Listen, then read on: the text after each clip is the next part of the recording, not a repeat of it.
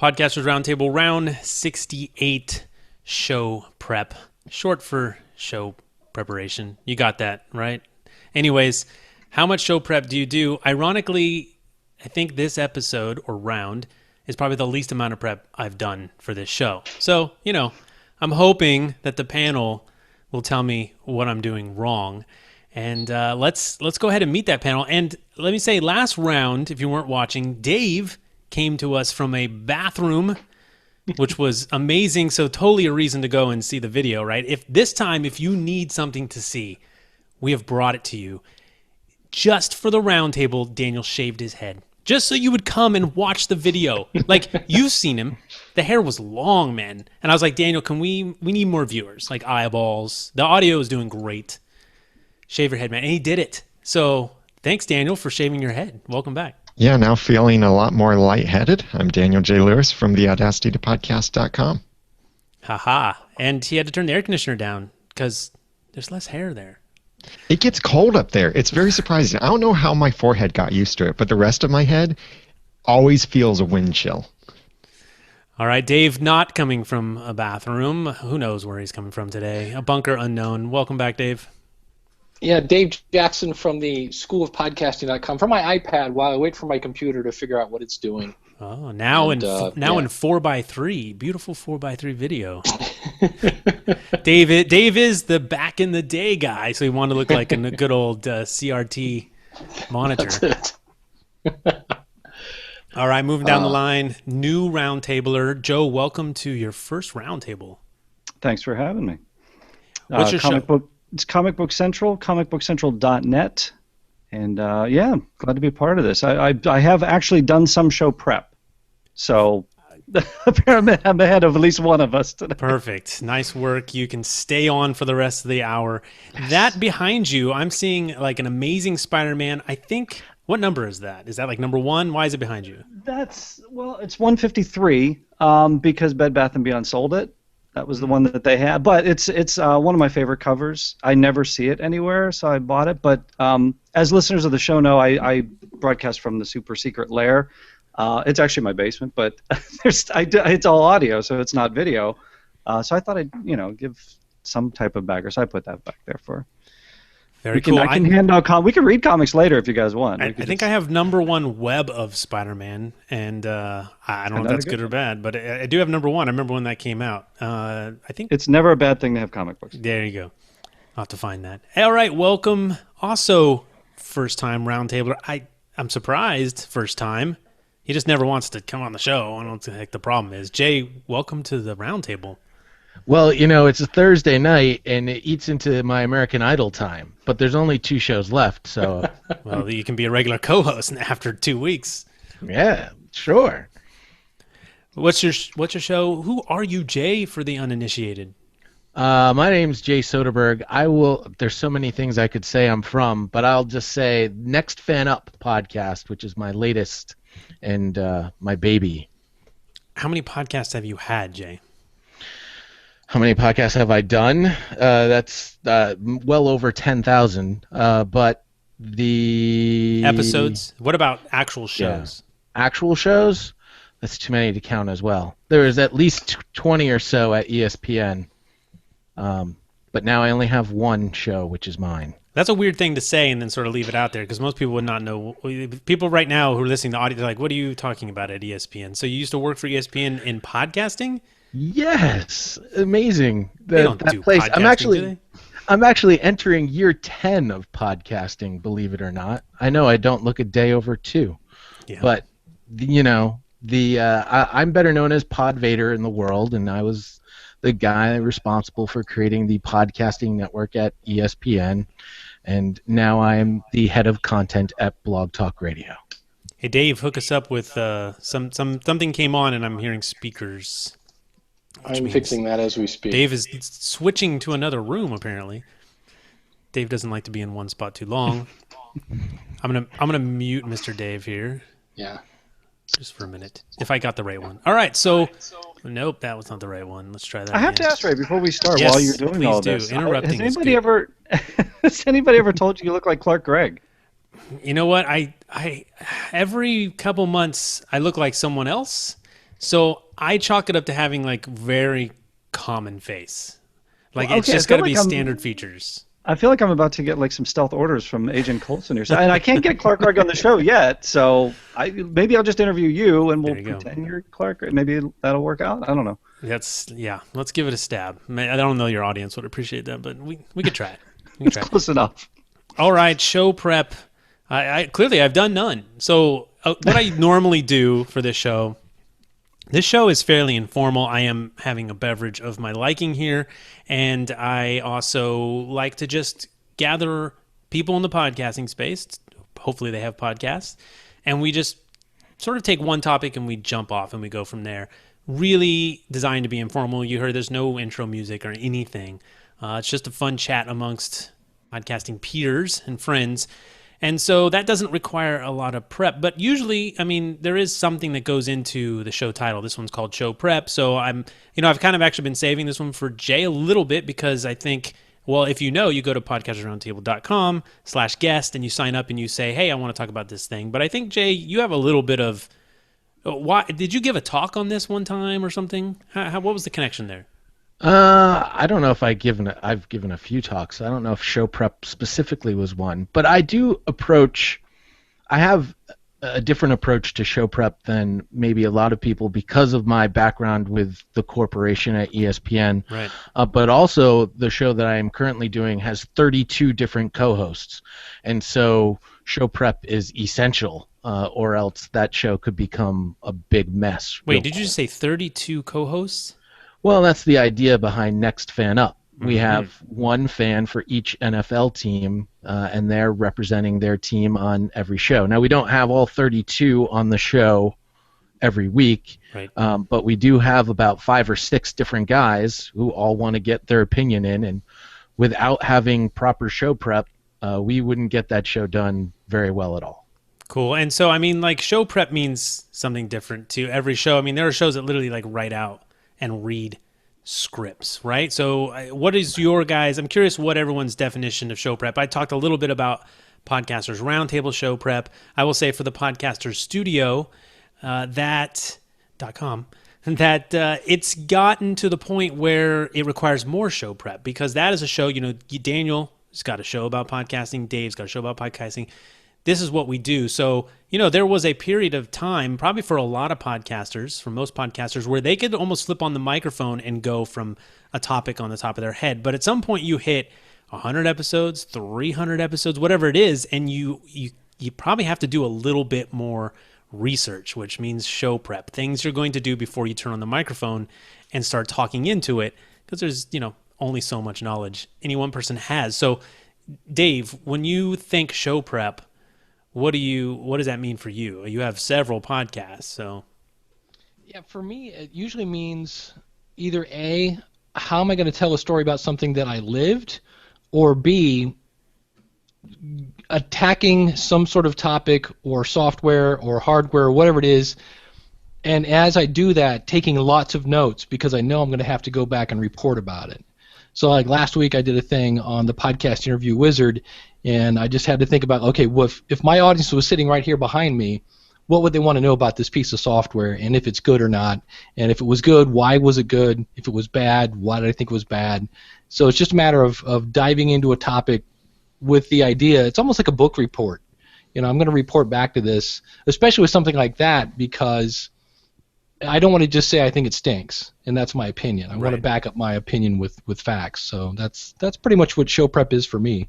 Yeah, you test a lot of things on your show. You've always, whether it's microphones, back in the day, you're testing microphones. So I always feel like the school of podcasting feels like it has a decent amount of prep. Now, I don't know in the beginning if you started out just sort of riffing, but it always felt like it's had a decent amount of prep going into it.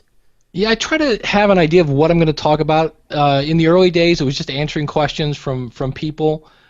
So I always try to, it's by Wednesday, I have a pretty good idea of what I'm going to talk about on Saturday. And it's just a matter from that time using things like Feedly or, because I subscribe to a ton of blogs, but I'm getting all this information in, and it's a matter of, okay, now what is the best out of all that stuff I just, digested?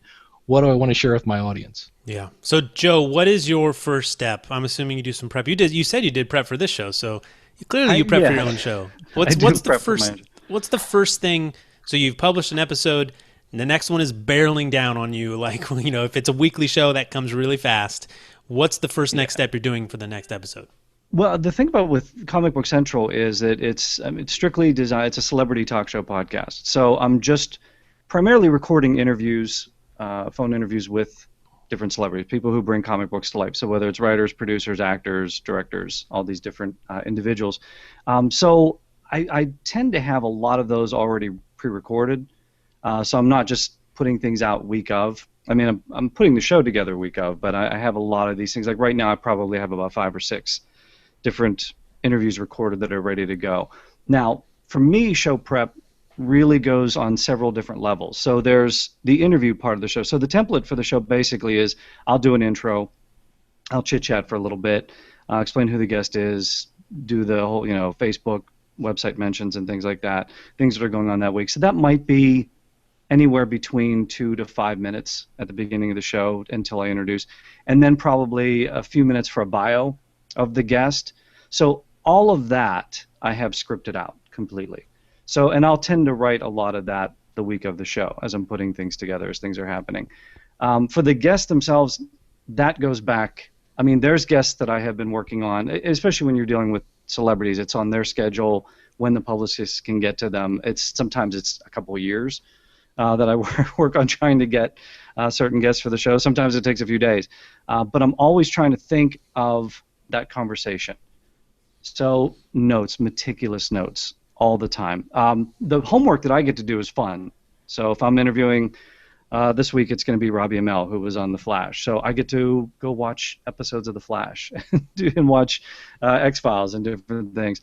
But I'm constantly either sending myself links to interviews that they may have done, or things that I've read online, or if I think of something, I'll put it on my phone. If I'm not on my computer, I'll compile all these things. I have a whole series of folders of potential guests, people I would like to, people that are in the process, and I just start dumping notes and things into there.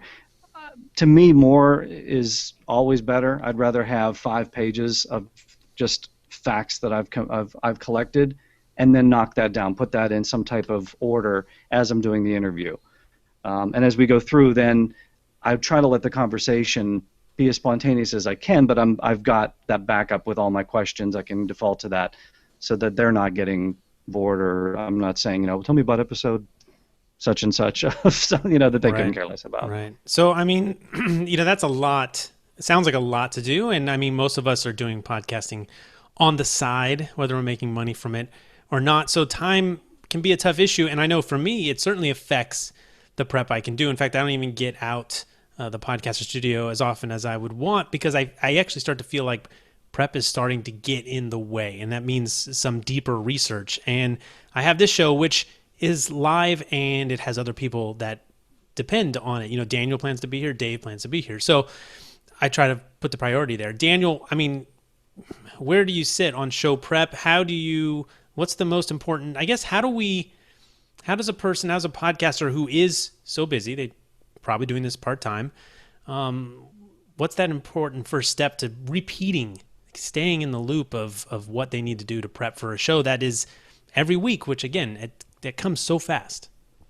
I think setting aside the time for it. You have to schedule it into your week. You can't, if you want a regularly published show, you can't just record an episode when you get around to it, because then once you start getting around to it, you'll discover that you need a lot more time than you have, or your quality will significantly suffer. The more you prepare, the fewer mistakes you'll make, and the better your presentation of the content will be, and the better the content will be. So for however many minutes, we talk about this ratio often, for however many minutes, 4 minutes of total work to every 1 minute of audio. So that's 5 times as much as you think you might need. And that's a good amount depending on what level of preparation that you have. And that's about what I end up being as well. But a good starting point is having a list of what you're going to talk about each week, or at least knowing what you're going to talk about in the next episode. so that you don't have to spend a lot of time trying to decide the next time you have to make a decision about your podcast. It would be, what are you going to say about that topic? Yeah, I've been trying to work on that as well, actually writing out notes. When I think of something, write it out, and that's almost like one tiny section of my show. And if I can string 3 of those together, I've got myself a show. So I'm not the best organized, so for people like me, that definitely is a struggle. But I mean, I think, and Joe alluded to having sort of this prep already done. I mean, we talk to podcasters a lot. We use that 4-to-1 ratio all the time, which I often tell new podcasters, it's probably going to be much more for you, right? And it sounds like you've just kind of now, Daniel, got that whittled down to a 4-to-1, which, it's so funny how as you go further, things might not actually get faster, right? Because you add more elements.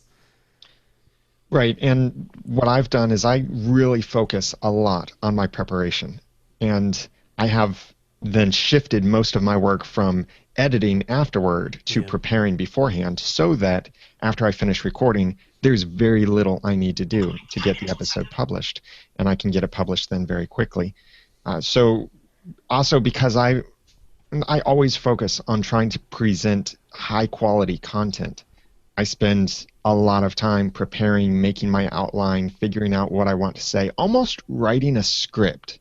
But then I don't read from that script. That becomes my show notes. Yeah, I find that, I mean, like you talked about almost over preparing or preparing a lot. What I find, and especially like for interviews I've done, that being incredibly prepared or almost having a script, you don't read that script, but by doing that preparation, like your roadmap is defined. It's easy. You've got it in your head, and it really allows you to then go out and do the stuff that isn't in your sort of roadmap if you want, because you can easily steer yourself right back on track. You know where you're going. So I find that it leads to some really cool serendipitous moments on a podcast when a guest really says something that you did not plan for, and you can kind of go down that road, and the topic so well, you know how to steer back on. So I find that fun. But Jay, what do you think? What's your first, I guess, prep for each episode? What's the first thing you're doing? Yeah, I just want to reinforce the point that you just made too about you do so much prep in advance, especially when you're doing an interview, that you can actually sit and listen to what the person is saying and then react to what it is that they actually said if they say something that's not prepared for in advance, and you can work the interview a much easier way, being fully prepared in that sense. The first thing I do when I'm sitting down to a show, and mind you, I'm dealing with sports, so there's something new happening almost every single day. The NFL is in the off season, so the news cycle is a little bit longer now, and so at this particular point in time, we're looking at different topics that we know are evergreen, that can live for a longer amount of time, have longer legs, because there isn't as much new news happening at this particular point. And we use Slack, which is an app that allows all 33 of us to sort of interact with each other through the week. And not have to worry about super long email chains. Now we just have to worry about there's 120 updates to this conversation thread. I got to catch up. But that seems to be the way that we're able to keep ourselves organized, and we look at those different topics that we bring up in our conversations through the week. Someone will say something, it'll literally be a throwaway line like, I think this guy's a Hall of Famer, and immediately 5 other guys jump in, and I'm like, whoa, no more conversation about this. We're going to save this for the podcast. And so that's sort of one aspect of how we go about doing prep on our show now. And I can tell you, in the ESPN days, what was nice is having that corporate sort of setup so that every day when I came in to start a day of producing 4 or 5 shows, there was a researcher who had already assembled all the headlines for all the sports stories that had happened the night before. I just needed to cut and paste to be sport specific. So when we did the football show, I just had the football stories all set up for the hosts ready to go. If we did the baseball show, the baseball stories, just cut those out. And what was nice is, fantasy obviously overlaps, so I can use the same outlines for both shows and just have to really focus in on the emails and the guest interaction portion of the prep. Cool. And so let's see, RM Gomez, he says he's a meticulous show prep guy, but he realizes that it can be too structured and sound unnatural at times. And this probably goes to reading stuff, right? If you're prepping and you're writing out stuff, and, I'm not a fan of reading something to the point where I redo my intro that could be pre-recorded. I do that naturally every time because I might laugh in a portion or interject a different word or something. It just feels more real to me. So I do that. But he says hearing different styles and approaches to prep helps provide confidence in using a more flexible method for future shows. And I'm always telling people with podcasts, man, experiment. I think it's a great place to experiment. It's all on you, right? In most cases, ESPN a little bit different, but in most podcasters' cases, there is not somebody over your shoulder producing saying, do it this way. You just go ahead and do it. So what about some cool tips? If people are here and they're struggling with prepping for a show, maybe me, Joe, to toss us a good tip or something that you use that helps in your show prep, something like that. Yeah, one of the things that I try to strive with a podcast is to, and there's so many podcasts out there. You were saying earlier, I forget how many shows, but going back 10 years for podcasting, a whole different landscape back then for podcasting. Whereas everybody's got a podcast now. So especially comic book themed or comic book movie, television themed, trying to bring something to the podcast that's not already out there. And that's tough to do because a lot of these stories, I'm doing Star Trek's 50th anniversary this year, celebrating that. So how many Star Trek stories have been told that are out there? A lot of them. So when you're getting the guests, I'm trying to find those moments in the interview, moments with the guest that they weren't expecting. I always like the first question, the first two questions, setting the tone. That sets the tone for the interview. And so I want to maybe not so much as even catch them off guard, but maybe throw them something that they haven't heard before, or ask them something personal, or if they're expecting this, throw them that. Just bringing something that's really not there. So I'm reading, like right now, I'm reading 4 or 5 different Star Trek books, trying to dig deep for those stories that either haven't been told or maybe haven't been told in a while. Looking back on older interviews, things that they've said in the past, projects that they're working on now. I'll talk to the publicist. What do they have going on now? Yeah, 'cause I was going to ask you about that because I think that a lot of interviewers these days, most people are trying to find something different, right? I mean, you've got the junkets and they do the standard stuff, but right. I feel like most interviews, they're trying to be like, oh, I want to ask this person something different. So yeah. I was curious, how do you find, and it sounds like just deep research in your show prep. Yeah, it's crazy research. I mean, I'm really digging deep on a lot of these things. We'll talk about Star Trek, Jonathan Frakes, who played Commander Riker. I knew from way back in the day that he played Captain America. He used to dress up like Captain America when they would hire back in the 70s for parties and go. He would open a 7-Eleven. He went to the White House as Captain America. So we talked about that, and he just wasn't expecting that. And one of the things he says, man, you really do your homework. That's come up a bunch of times in a lot of the interviews, and I like that aspect of it, in that hopefully I do find some of these things that people haven't talked about or that they weren't expecting, or you get to the end of the interview, I'm done recording, and they'll say, oh boy, that I wasn't expecting any of those things. So yeah, kind of digging deep, but again, that goes to a lot of, I'm reading books, I'm watching old movies, I'm watching films that they've not talked about with anybody before, that may not even have anything to do with comic books. Just things that they've said in the past that they are particularly proud of, things that they do. So, yeah, just trying to dig for those deeper things that you're not often going to see somewhere else. And I think I think we're always in show prep mode if you think about it. I mean, right before this thing, I was listening to Gary V's Ask Gary V book on Audible, which I love now because you can make clips of the audiobook, which is awesome. But the whole time I'm listening it for me, but I'm also listening going, is there anything here for my audience? And when I'm at the grocery store, if I'm in a really long line, I pull up Feedly on my phone and I start going through blog posts. Is there anything here that I might use on my show? And then if there is, I throw it into Evernote so that when it does get time to actually squish it all together, I've got one place for it. And so Jay mentioned Slack. I was talking with Max Flight last night. He's got a Slack group for his audience, and they're not only interacting with Max, they're interacting with each other, and they're spitting out ideas for the show. And I'm like, that's an awesome idea because he's not guessing anymore. Is this something my audience wants to hear? He knows this is something they want to talk about. So I think we're always in show prep mode in one way or another. Yeah, I was going to toss to you, Dave, because I was going to ask you, there's this, I was going to say, well, what's a tip for someone who doesn't have as much time? What's one thing they can do?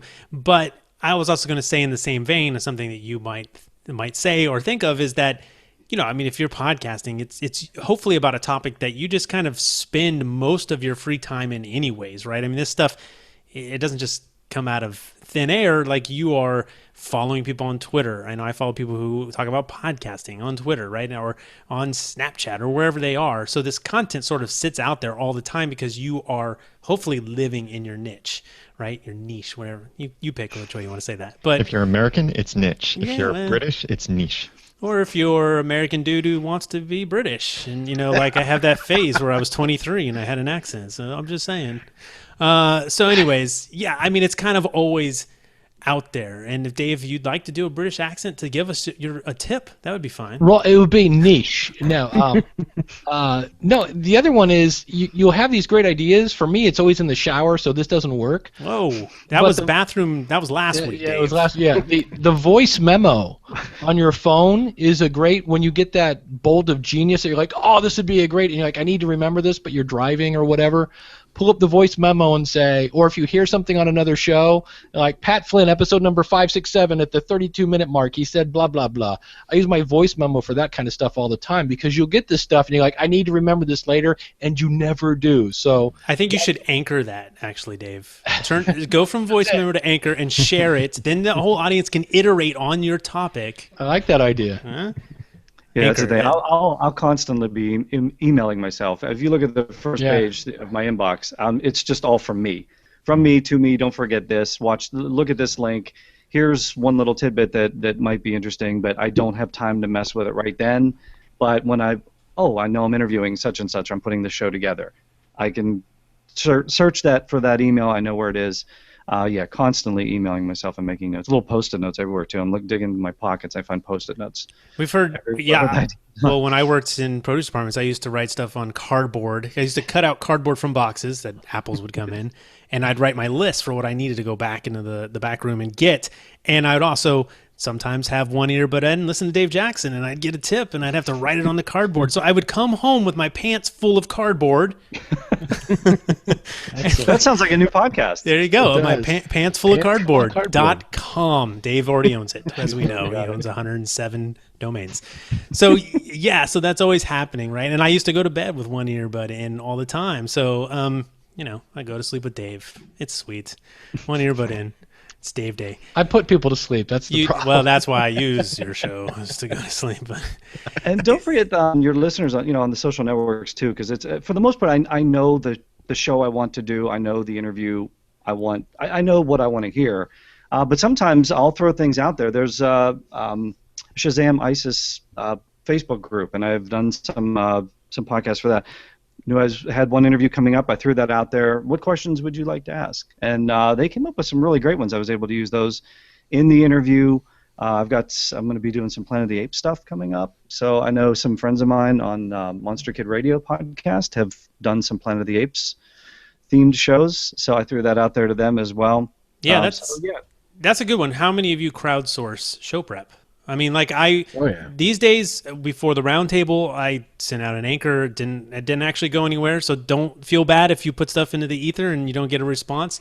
But sometimes I do get response, I almost always ask the question that we're going to talk about on the Roundtable. I ask it socially, right? I'll tweet it out or do Snapchat, whatever, Instagram, you name it. I put it out there so that we get a couple responses that if the chat's not full, we don't have people chatting, then there's always a go-to, right? I get stuff in email. That works. So, Daniel, I mean, what's one of the tools you use, or do you crowdsource at all your show prep? I don't crowdsource. I do prep with my co-hosts for our Once Upon a Time podcast, and this is a unique approach. I do use Evernote for my own thing, but I'll tell you about the more unique approach, and that is Workflowy is what we use. Workflowy is a list-making thing, and you can have lists to infinite depths. So what we do is we have a once podcast list, and then we make a list for every episode. And in each episode, we copy a template where we then split it scene by scene, and under each scene, then we have sublists of the names of each of our hosts, and then we each add our points about that scene under there. So then I, as a host, I can look through and see, here's this scene, here are all of our notes, and I can see Jeremy has something to say, Jacqueline doesn't, Aaron provided something, we have feedback in here as well. So I can know who has something to say here, and I can see kind of what we're doing. And we can collaborate on this in real time. It's not quite as real time as a Google Docs where you can see the cursor and the characters that you're typing, but it is still pretty fast. You can see only a couple words behind what someone else is typing. So it's a great way to work together and collaborate and be able to filter down to particular sections, or to hashtag something and then filter by a search.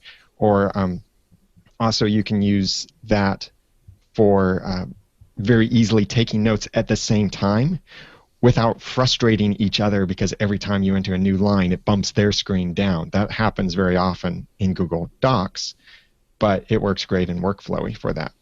Cool, yeah, and Chris Reese in the chat, he says Trello is a good idea for an idea dump tool. Jay, what other tips or things can we do when we're looking at show prep outside of like heavy research? What else do we got? I'm holding here my handy dandy Star Wars notebook, which I know it's old school, but I said I started this thing 10 years ago. Started podcasting, I didn't start podcasting. Gosh, I wish I did. But I still write notes on paper, and I usually go with an outline format. But the good old pen and paper is a great place to all my start. scratch paper, like those days back to card. I have not gotten away from the days of cardboard. It's just different. It's a different type of tree I write on it. I grab whatever and I write notes. I can't throw away stuff because it all has valuable notes on it. Right. It's a problem. You mentioned, living in your niche or niche. Joe's got his Superman hat and the Amazing Spider-Man in the background. I've got my Patriots hat on. I mean, to do show prep for the stuff that we cover on our podcast, it's so easy because we live it, just like you said. Yeah, awesome. So what else? What other tips do we have? Have we covered it? It's like do your research, right? I mean, I know, for me it's hard to find time, but I'm jotting notes as I discover them. Fortunately, there's a lot of tools now for that. That really helps. What else?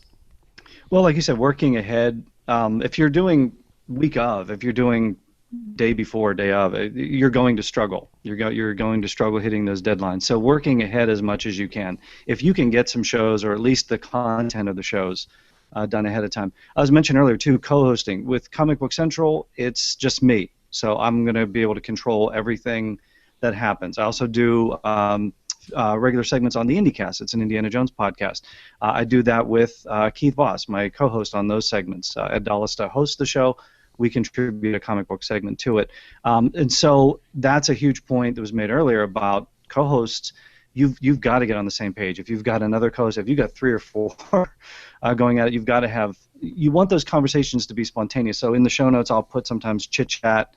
That just lets us talk about whatever's on our mind or going through. But if we're reviewing a comic, if we've got a comic creator interview that we're doing, if we're doing something specific, we get those talking points as we go down through, and we're looking at those. So if I'm making a point, Keith will go down and, he can cross that one off. Okay, Joe made that point, and then I'm going to go to this point. We read emails.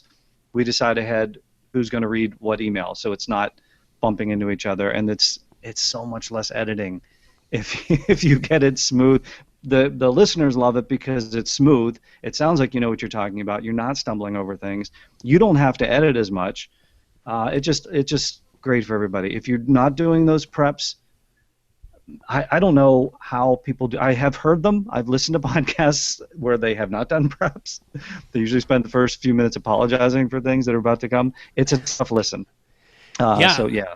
I think we probably have seen an evolution over those 10 plus years that we've been podcasting, is where podcasting started out with people who have a passion about something and they're just going to share it on microphone, to now, you mentioned it before, everyone's got a podcast. I mean, the big players are here, the hobbyists, everyone's here, And at some points, you are competing for people's time, right? I mean, while I think that there can be infinite number of podcasts and it'll serve all your sort of interest, you only have so much time in the day to listen to all the shows that maybe you want to. So on some level, you might be, I think it's okay to start a show in the same niche as somebody else because you have something different to say. But someone may choose, if you're very unorganized. I mean, I guess that's some people want their show to be that way. People they'll come on here and they'll say, hey man, it's about the love and it's really informal and we're just three guys and three girls. We're just talking about this thing, right? But I think at some point, if you're trying to grow the show, you probably do need to think a little bit more about organization. Dave, what do you think? I mean, I guess there's this hobbyist first. We're in a weird transition now where like people are making incomes from a show. They're becoming a show that people will pay to listen to, but it probably requires that you maybe get your act together a little bit. How does that happen? I don't know. We have to do a roundtable where I bring on people who are actually making money from their show. Yeah, stay tuned, Joe. Subscribe.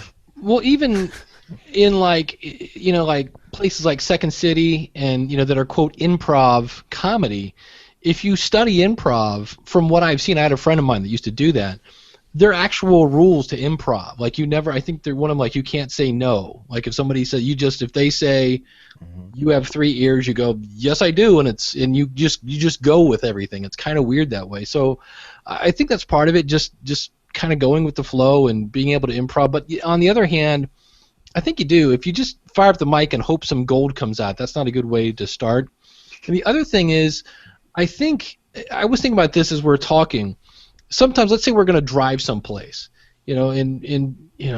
whatever, 20 years ago, you'd get out a map and you would chart your course and you would follow it. Now we use GPS, but think about it. If you don't chart your course, you're probably going to take all the time you spent prepping to go the wrong way and then turn and no, I need to go that way. You know where you want to go, you just can't get there, and you finally get there. So in the end, you probably spent as much time getting there, you just didn't do any prep.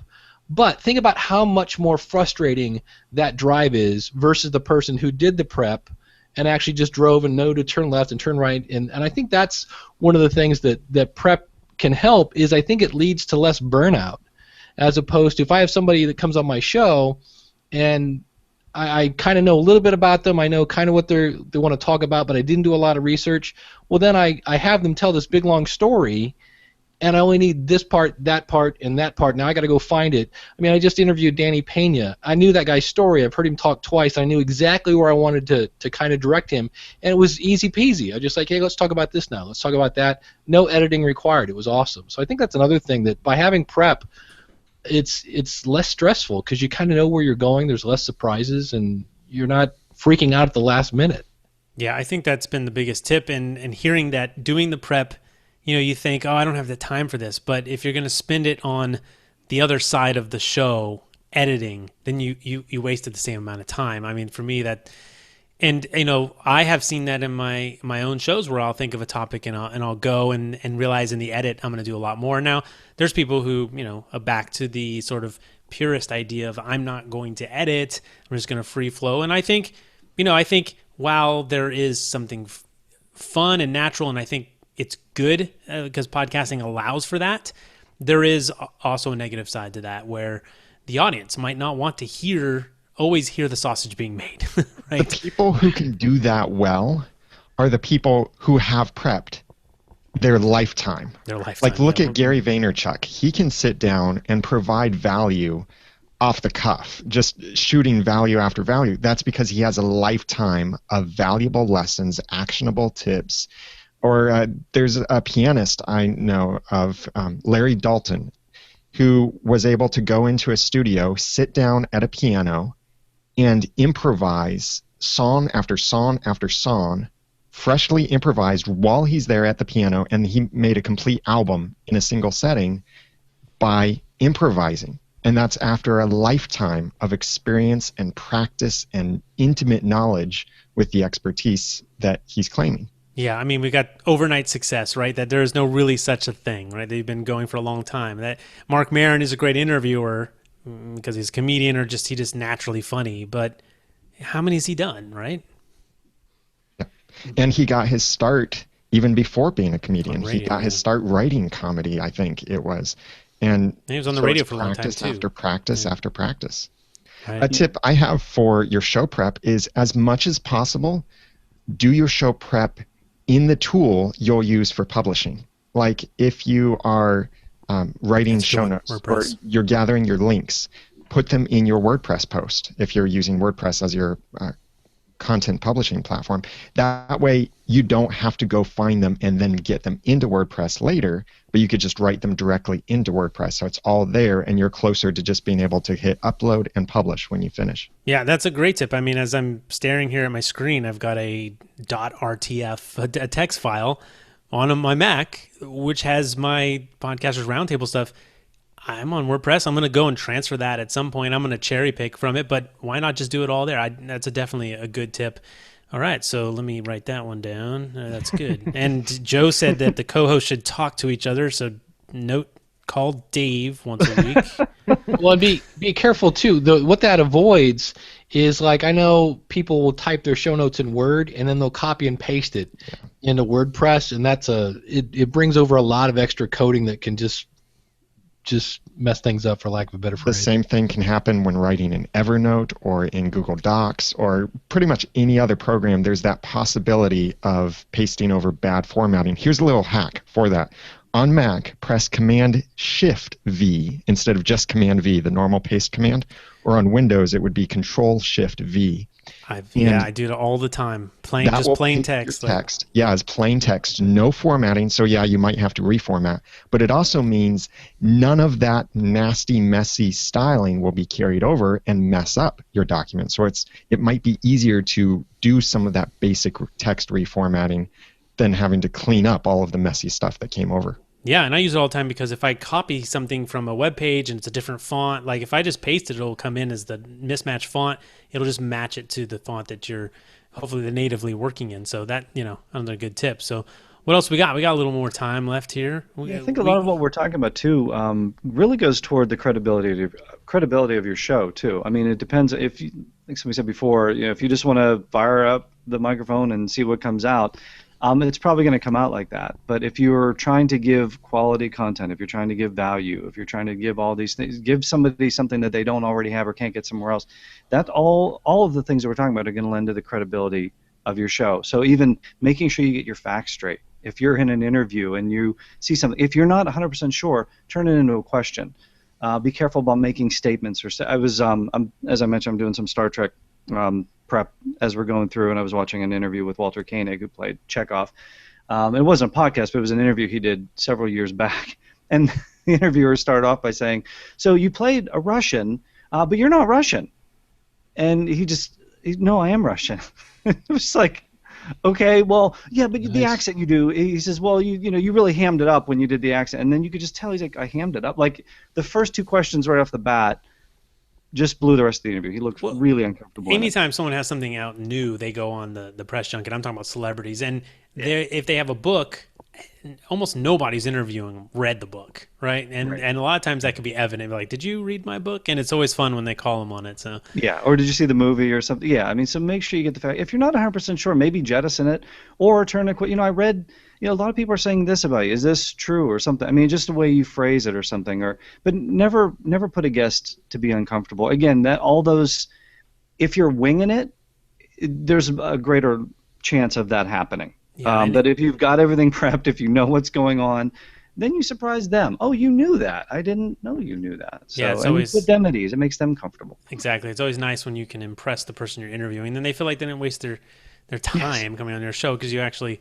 Then I think maybe some celebrities are finding out through podcasting, wow, these people really know, because we're talking about something very specific. We have a show about Batman. Like that host probably knows everything there's about Batman. So if you played him, you might actually be the one who doesn't know enough. You're like, oh, I forgot. I don't know that detail. I just learned my lines. But Emily hold on. You Dave. mentioned that one thing. One other thing when you mentioned that's a great point because I've got a guest coming up who I'm going to be talking about.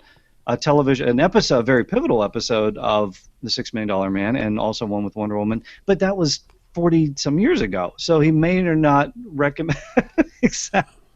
He might not remember that show. So I tweeted it out pictures. I did a little collage of him in the show, and said, "I'm just going to put this out here and tagged him in the tweet." And he responded, "Oh," like he laughed at it. So now he's thinking, "Oh, I should probably remember that episode." So yeah, if you can prep your guest ahead of time, not give them the questions. I don't give questions out, but if they kind of have an idea that you're going to be digging deep on something. I have a musical guest that's coming up, and when I was emailing, I said, "By the way, you have a guitar nearby, right?" I didn't say what I'm going to be doing with it, but he says, "Oh, there's always a guitar nearby." I know I'm rock steady on that if I decide to pull this on him. So maybe just prep the guest a little bit too. Yeah, it's a good one. I mean, it's always a good question of, do you give the guest the questions ahead of time, and No. everyone's got a different method. Everyone's got a different method of that. Emily says that in the chat, she says her show prep involves making sure they have enough wine. And hey, the I'm guest all over or that. them? But yeah, both. I would say both. But I mean, there's an important element there. You can see I have a glass of water here that I'm drinking. Like a lot of times with podcasting, you can do an hour-long show, you can get that dry mouth, and we've done podcasting pet peeves. We've done more than one of those, and every time the sticky mouth sounds, that always comes up as a audience pet peeve. So there are also things you can do that don't really involve content, but being on the microphone and having water, I think, is one of those. Jay, what other? Yeah, exactly. Sorry. As he sips his show prep might be practicing mic technique. Go to the restroom ahead of time, unless you're already in the restroom during the podcast. Right, Dave. Right. How about? I mean, before this show, I've got this crazy Snapchat username podcast helper. Check it out today if you're watching live, because I literally ran through on Snapchat the entire setup for this roundtable, and it's a video and audio only show. They're both recorded differently, and I went through that, and I need to make sure, because this gets torn down each time and it's fairly convoluted with wires going everywhere, that it's working. I mean, just that I don't even have a ground loop buzz or something, because the wire's gonna be a different spot. I mean, Jay, are there anything like that, like having water or testing gear, or is there anything outside of content that you do when it comes to show prep that you can think of? It's funny you mentioned the drink, because I forgot my drink today during my podcast. I record on Thursdays, and I literally was at the end of the show going, "Oh my God, my mouth is so dry. Where's my water?" Yeah, I mean, that's important, having that notebook down next to me so I can jot down notes while the show is happening, and I can follow up on certain things, especially when I have 4 or 5 different co-hosts, and I want to make sure I get back to a point while somebody else has jumped in. Having that's important. I actually sit down next to my modem, and for whatever reason, my cable company today has at least gone out 5 times. I'm surprised I've had a connection this entire show. But watching that to make sure that the connection stays up while I'm recording with 4 or 5 different guests who are all over the world, that's also important. I think really what we're saying is, be a Boy Scout. Be prepared. Always prepared. Yeah, it definitely helps. And I know, with podcasting, there's no standards. Everyone's going to do something different, and people, and oftentimes this isn't your job. So if you miss the week, you're not going to get fired. If your show sucks, you're not going to get taken off the air. So it probably can lead to some, I don't know if I call it laziness or informality. I don't know. I mean, what do you guys think in terms of, there's no real, where did you learn this stuff? How has your prep changed over, I think most people here have been podcasting a very long time. How has that changed? I sort of talked about how mine changed, where I swear in the beginning, I got 10 episodes. We're going to learn how to podcast the basics, and and episode 1's going to be on hosting. Let's go. Piece of cake, right? And then episode 79, well, now I'm going to talk about EQ, and I better do hours of research on EQ so I know what I'm talking about. Daniel? Yeah, one of the ways that mine has changed is in the beginning, I was focused too much on the audacity, and I was thinking, this is what I want everyone to know that's right, that everyone else has been saying wrong, or something like that. I was quite arrogant when I first started. Now it's more about what is the value that I want my audience to receive from this. How do I want this information to help my audience to take action that will help them. Sometimes that action might be to purchase something. Sometimes it might be to change the way they do something, but it's always to try to help them to launch or improve their own podcast. And that's my filter. So when I start looking at my list of random ideas of what to make a podcast episode about, there are things on the list that I've crossed out because I've realized there's no value in this. Sure, it has to do with podcasting, and I could talk about this, but I'm not giving any value. So either come up with a way that I can turn this into value for my audience or ditch the idea. Yeah, I mean, that's a good one, and it makes me think about how having a deep library, having connected with an audience for 6 months, a year, 5 years, how that even changes the direction of your show, right? I mean, how many of you sort of integrate what you've gotten back from the audience and say, well, I was kind of planning to go here, but it's clear people want this, right? Dave, Dave, one of your biggest interviews just happened fairly recently. It was with Glenn the Geek, and then I noticed you had another interview with someone else who's making a living with their podcast. Did that happen because the response to Glenn the Geek, or that just randomly happened? No, that was absolutely. Everybody's like, I love Glenn the Geek. That was really cool. Didn't know you could do that. And I was like, okay. They like to hear. My audience wants to hear about people that are making a living without spamming the system, that whole 9 yards. So yeah, so I'm kind of on the prowl for that. And so that's something I've been doing. And then I have never set out to be the guy that goes out and like tests everything. You know, I have a guy at the School of Podcasting. I swear every week he's like, you're that guy. What do you think of this? What do you think of this? So it's like, all right, I guess they want to have somebody. It's like, if this is what you want to talk about, okay. So and I like testing stuff, but there are times when I'm like, you just can't keep up. It's like ridiculous, and it's exactly the same thing with a different name. So, but in terms of what have I changed? I now, as much as we're saying, a lot of times, you know, the guest is surprised that we actually read the book. Don't assume your guest has listened to your podcast. So you can tell them, hey, here's who my audience is. Here's what we're looking for. So my questions are going to really be focusing on this. That way they kind of know how to steer their answers. And the other thing that I've changed is I used to do my show notes last. And like you said, Ray, a lot of times I will do my show notes now first because I kept writing my show notes and going, oh, that's a really good point. I wish I had recorded that. So I kind of flesh out the ideas now with my show notes, and then I actually record it without reading them. And that's something that just seems to, again, it's a planning thing. You come up with these ideas, and a lot of times I'll still come up with something that wasn't in the show notes because it triggered something as you're talking it. So that's something else that I've changed. Yeah, one thing I noticed in several of the comments have just happened in the last few minutes is just you're talking about ideas, just ideas in general. Some you use, some you jettison. I mean, there are really no bad ideas. There are no wrong ideas. If something pops in your head, write it down, make a note about it. Just keep everything. If there's a certain topic for that week's show or 3 weeks from now, write everything down, put everything in there. You can always dump it later. It's all. I think I said earlier, more is better. So just if something comes down, I've looked at guests that I've been planning for quite a while that I was able to schedule, and then I'll look back through the notes I've had and went, what was I thinking when I wrote that? Why would I put that down? I don't like that anymore. And so I get rid of it. But at least I had it there to get rid of. And at some point it made sense. So just there's nothing wrong with having, like you said, you don't want to get to the end of an interview or the end of an episode and go, oh, I wish, if I just done that.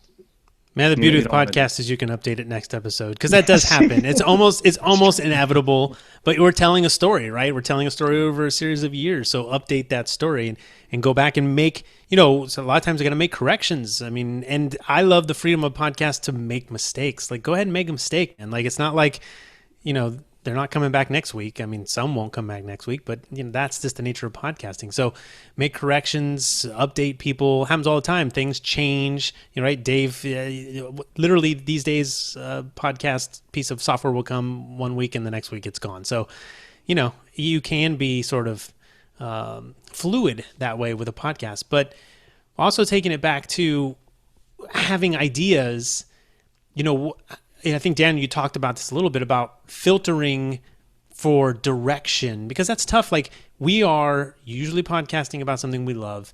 Ideas are not hard to come by, although sometimes they do. I feel like at times I'm like, wow, what am I going to talk about on this next episode?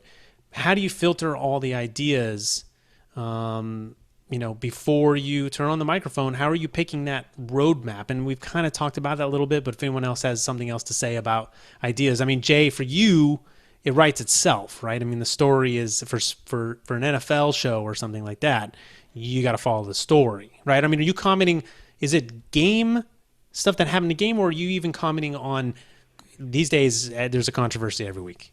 Right. I mean, that's the thing. We get to comment on everything, but by having the prep, I mentioned this once to another podcaster. In sports, you can have an opinion on anything as long as you have the facts to back it up. And in sports, you can have a set number of facts. For example, a league may erroneously say that a team deflated balls, which gave them an advantage in a game. Don't listen to the man behind the Yeti. He's wearing a Patriots hat. We know. But my point is you have one side that can take the same set of facts and say that, well, this story is true, while the other side can take the exact same facts and say, well, no, your story can't be true because this is true. And that's the way that sports is, and that's the beauty of sports, is you can literally never be wrong as long as you use the facts to back yourself up. Yeah, so as we move on out here, anyone else, tips for filtering all the ideas that you have? Actually, we'll go out on this one. So we will say thank you very much. And if you have a tip to share about filtering all these ideas, they're written on cardboard, paper, typed on an Evernote, whatever it is, how do you choose? How do you pick the next episode? How do you prep for the next show? Daniel, co-host, thanks for doing your co-hosting duties here. Always busy in the chat and doing other things. And we dig your new look. You guys got to check it out. You got to get over to the video. Check it out. Daniel, thanks again for joining us. Do you have a filter tip, which I think you've already talked about? But yeah, what I do have now another list of 100 other episodes to potentially record. Could I get like 20 of those? I'll buy them like $5. Oh no, that's a new business idea. New revenue model, selling ideas. Well, I've got all these domain ideas. Yeah. What I do is, it's a couple things. One is I look for themes. So is there a particular theme I am following right now, either by choice or just by circumstance? Am I following a particular theme? Like I did an episode a couple weeks ago at this time that was a kind of tongue-in-cheek thing, 8 guaranteed ways to increase your podcast downloads. The conclusion was increasing your downloads does not grow your audience. Growing your audience increases your downloads. So I thought, well, the logical next step for the next episode is, okay, how do you grow your audience? So that's what I made my next episode. It was a logical step. It was kind of a theme. Other times, I'll look at my list and just think, which one of these am I most passionate about today? What do I see and suddenly remember, oh yeah, I really have something to say on this because I wrote this down when I was inspired by this particular thing. I'm fired up about this now.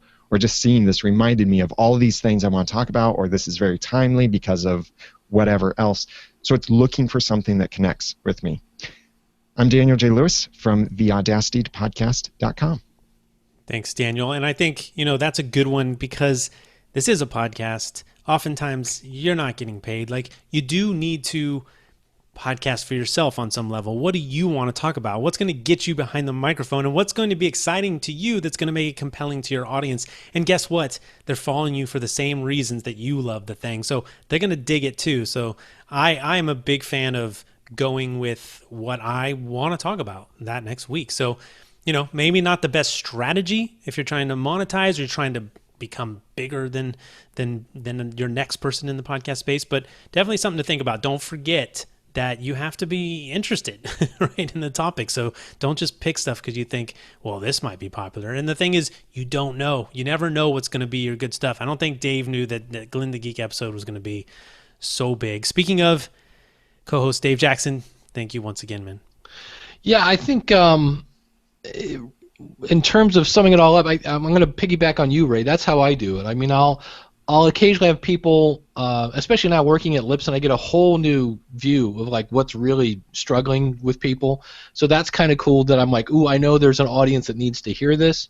But a lot of times it's just either people in the School of Podcasting Facebook group, or I'll get email from people, and I'll just see a trend of, okay, this needs to get mentioned. But a lot of times it comes down to, what do I feel like talking about?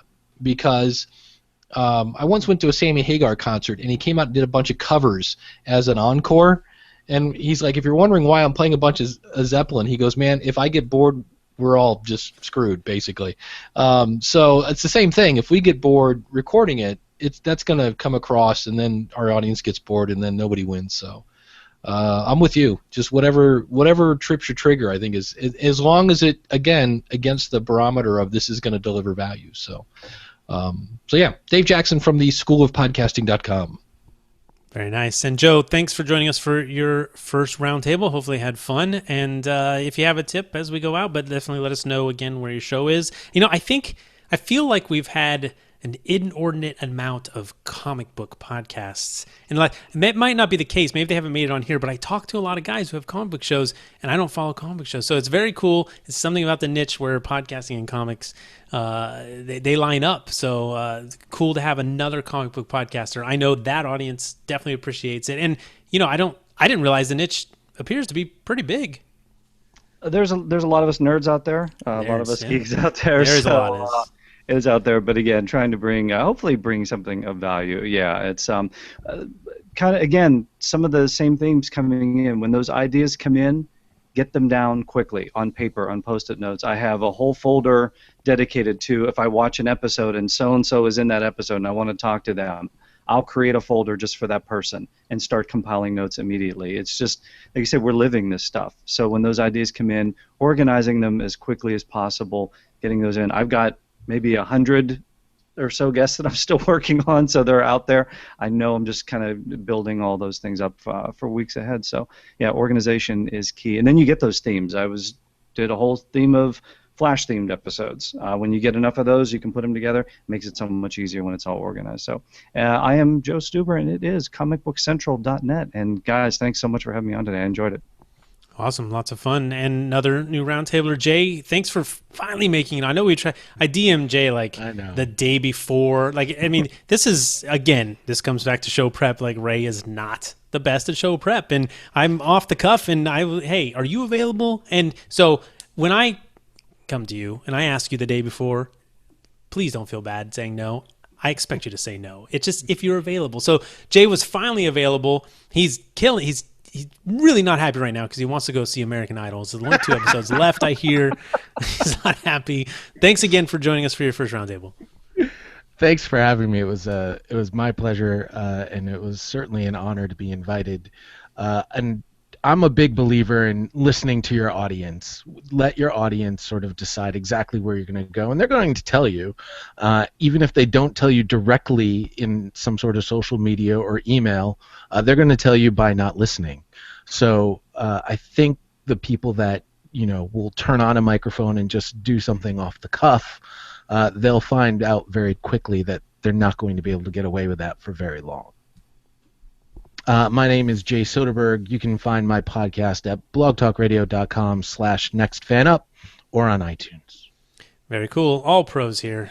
They all follow. They knew to give the URL. Very well done, everybody. I'm going to end Addie in the chat. She says, when helping podcasters brainstorm topics, she always suggests to think of themes, events, books, hot topics, experts, FAQ, the journey of blank. You fill it in. But remember to speak from your place of passion, experience, curiosity, and your own point of view.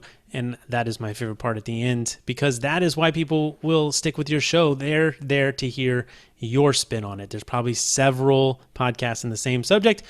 What do you have to say? So go to podcastersroundtable.com, see what the next round of Roundtablers has to say about podcasting in their own show, and we will see you for round 69 next time. We're getting up there. I better start doing some prep. Goodbye. Wave goodbye, everybody. See ya.